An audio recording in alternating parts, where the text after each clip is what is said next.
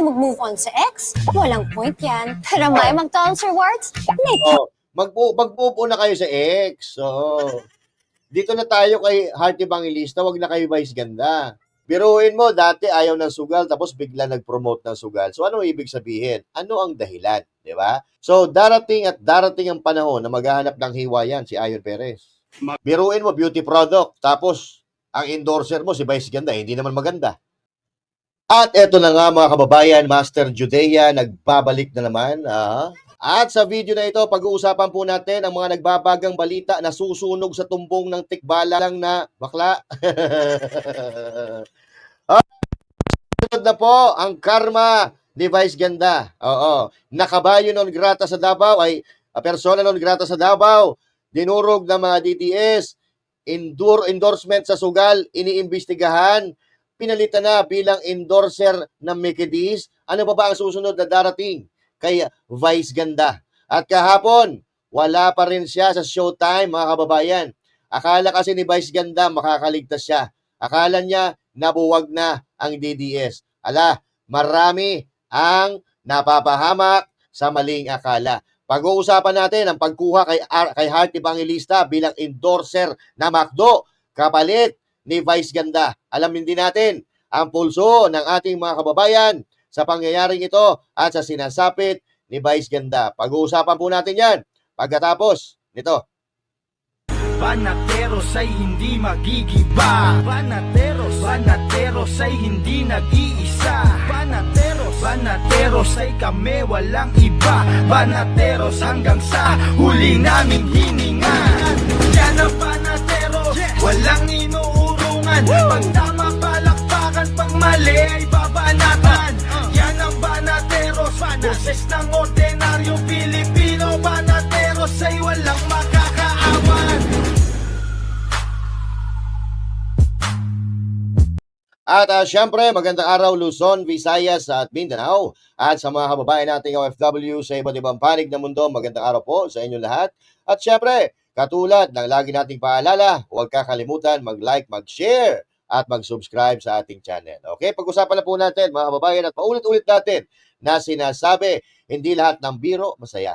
Hindi lahat ng biro sasakyan ka ng madla. At hindi lahat ng biro nakakatuwa. Tulad na lang, halimbawa, ng nangyari kay Vice Ganda. Okay. So, aminin man niya o hindi mga kababayan, apektado siya dito sa nangyayari sa kanya. Kasi marami po ang mawawala sa kanya dito dahil mukha pa naman siyang pera. Magaling kang kupal ka. Biruin mo, dati ayaw ng sugal tapos bigla nag-promote ng sugal. So, ano ibig sabihin? Ano ang dahilan? Di ba? Kung bakit ka magpo-promote ng sugal na dati ayaw mo pero ngayon gusto mo na. Okay? At kung, ano ba? Wala siyang pera. Ano mangyayari sa buhay niya? May jowa kaya siya na ganyan? Kay Ayon Perez, nahalata namang kung ano ang dahilan, kung bakit sila magkasama. Di ba? Tanggalan mo ng pera yan si Vice Ganda. Tingnan natin, kung may lalapit pa sa kanya. May lalapit sa kanya, makikipag-plastikan siguro. Di ba? So, darating ang panahon na maghahanap ng hiwayan si Ayon Perez. Magaling kang kupal. Di ba? Maghahanap ng hiwayan. Hindi habang buhay, makikipag-ispadahan yan sa kanya. Tandaan mo.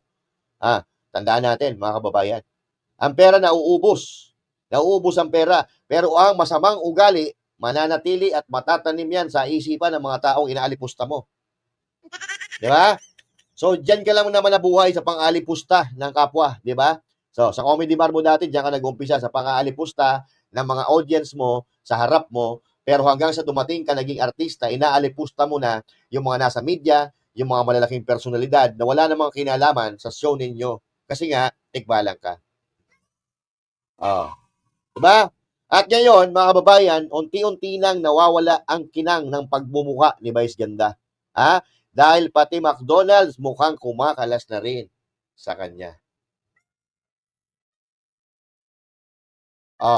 So ito, basahin po natin, mga kababayan. So ito po ay post ni Heart Evangelista. Post ito ni Heart Evangelista. Ay, nawala. Huwag ka remove yan. Hindi naman kaaya-aya yan. Ito po, mga kababayan, like kahapon, nag-post po si Heart Evangelista ng isang statement kung saan, sa pakiwari natin, siya po ay kinuha ulit na endorser ng McDonald's. So sabi dito sa caption, and I quote, "Another dream come true, little heart, this one's for you. I can't even put into words how much love and gratitude I feel right now at McDo PH. Thank you for all the love you've given me. I can't wait to share that with everyone. The best dreams are the ones we get to pay forward." Yeah. Okay. Ah. So legit po, konfirmado, mga kababayan, Heart Evangelista is the new endorser of McDonald's. Okay, sige, balik ulit tayo sa McDo, ha? Oo. Balik na ulit tayo sa McDo, mga kababayan. May bago ng endorser at maganda. Tunay na maganda, hindi vice ganda, ha? Kain na ulit tayo ng cheeseburger. Yeah. Ano kaya yung nasa harap ni Heart Evangelista? Mukhang cheese escudero burger. O, di ba? Walang yan, no? Ang saya ni Heart Evangelista, parang inaasar pa niya si Vice Ganda, oh. Huwag ganun. Huwag ganun, Heart Evangelista. Oh. Anyway, sa mga brand, fast food chain, at iba pa na kumukuha ng mga endorser, ha? Sana maging aral itong pagkuha nila kay Vice Ganda. Hindi dahil sikat, kukunin na. Kung alak ang kukuha kung alak ang kukuha kay Vice Ganda, okay lang kasi lakas ng tama, eh. Oh. Malakas ang tama, di ba? Oh. Pero kung may kinalaman sa pamilya, mukhang X si Vice Ganda. Wala naman, may pamilya ba si Vice Ganda? Saan ba yung tatay niya? Ha? I don't know, ha? Tinatanong ko lang kung may tatay ba siya. Sa bagay, may tatay. Literal na may tatay siya. Okay? Kasi hindi naman siya ipapanganak sa mundong ibabaw kung walang tatay yan. Pero nakita ba natin? Hindi naman natin nakita, di ba? Oo.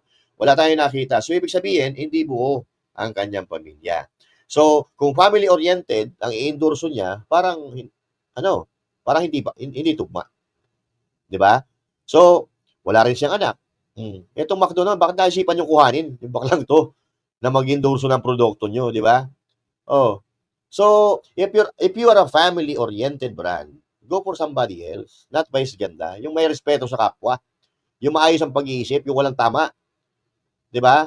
Si Vice Ganda, naman, nakikita naman natin na wala sa katinoan ng pag-iisip. Ikaw ba naman, gawin mong kabuhayan, panglalait ng kapwa. Oh, nasaan ang katinoan ng pag-iisip mo niyan? Kukunin nyo bilang endorser yung mapanlait ng kapwa, tapos yung brand nyo pampamilya. Parang hindi nagtutugma. Oh, kasi ito si Vice Ganda, paulit-ulit natin sinasabi, mapanlait ng kapwa. Isipin nyo, kaya ka kumukuha ng endorser para i-justify ang credibility ng iyong produkto at ng kumpanya mo. Para ipakita ang effectivity ng iyong produkto at yung kredibilidad ng inyong kumpanya. Hindi yung parang kumuha ka ng boksingero na hindi naman marunong sumuntok. Paano ka mananalo? Biruin mo, beauty product. Tapos, ang endorser mo, si Vice Ganda, hindi naman maganda. Pero kung the like of Heart Evangelista, bongga. O, kumpirmado, mga kababayan, may endorsement na si Heart Evangelista. Paano mo nasabi? Tanong mo kay Baby Boy. O, ito. Di ba? Tayo na lang ulit, Jomar. Si Jomar talaga. Tayo na lang ulit, Jomar. Oo. So, iniwanan mo na si Vice Ganda, Jomar. Ayun pala. Ayun, Perez pala yun. Ayaw mag-move on sa ex? Walang point yan. Pero may McDonald's rewards? Mag-move on na kayo sa ex. Oo. Dito na tayo kay Heart Evangelista, wag na kayo Vice Ganda. Oo. Magpapupo na tayo, mga babayan. Oo. Bubul din pag may time, Point yan. Now, every McDo order earns you points for free rewards. Lupit talaga. Bagay na bagay si Heart Evangelista, Bagay na bagay si Heart Evangelista maging endorser ng McDonald's. Kasi, bukod sa, maayos ang ugali, di ba? Hindi nang lalait ng kapwa. Oo. Maganda. Ayan talaga. Palapakan natin si Heart Evangelista. Di ba? Ayan legit. May video na. Pero, alamin din po natin ang pulso ng taong bayan dito sa nangyayaring ito kay Heart Evangelista at nangyayari kay Vice Ganda. So, hindi sila mag-aaway, Hindi sila mag-aaway, pero baka mag-aaway. Inaasar ni Heart Evangelista, lintik ang tawa hanggang tenga. Yan kasi, kapag ikaw naman endorser ka, dapat umayos ka. Dahil may dinadala kang mga kumpanya, may dinadala kang brand. Dapat kontrolado, kalkulado lahat ng mga sinasabi. No? Hindi yung puro kabastusan, di ba? O, halimbawa, mag-i-endorso ka ng pabango, pero ang baho na lumalabas bunganga mo. O, di ba? Para hindi bagay. Oo.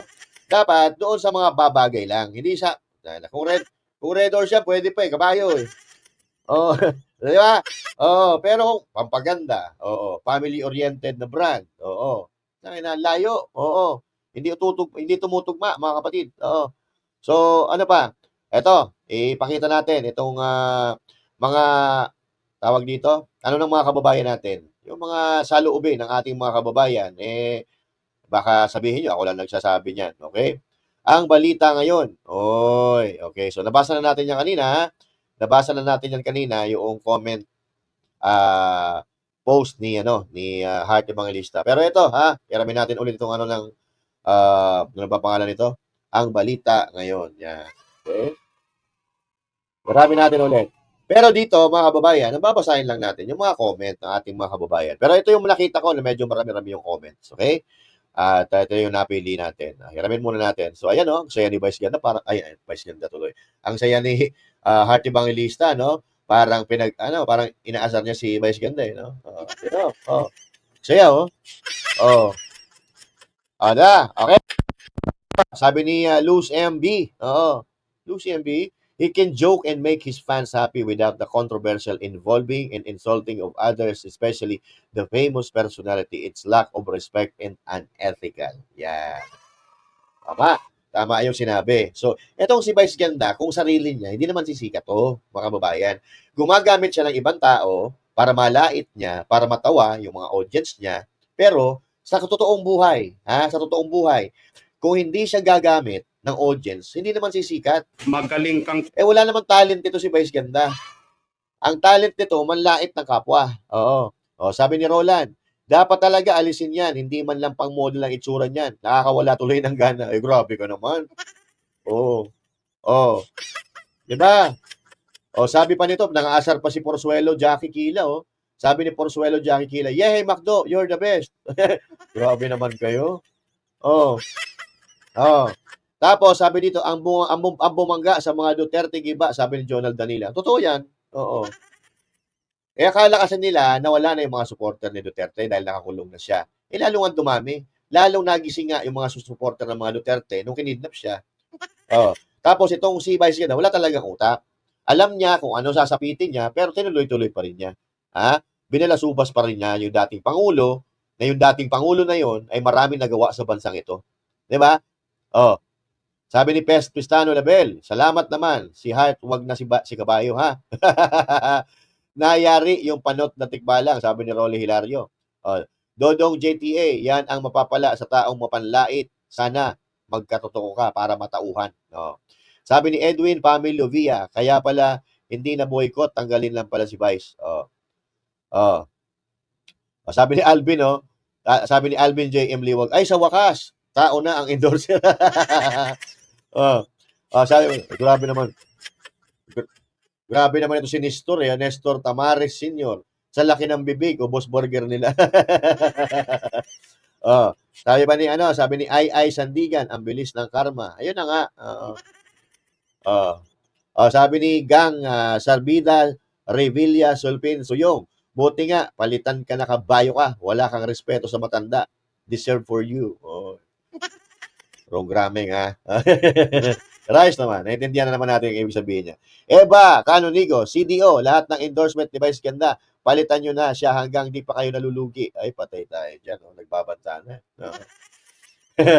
Di ba? Sabi ni Ray Nara Irene Aliado, balik bakdo kami bukas. Yeah. Di ba? Buti nga sa'yo, bayot na tikbalang. Di ba?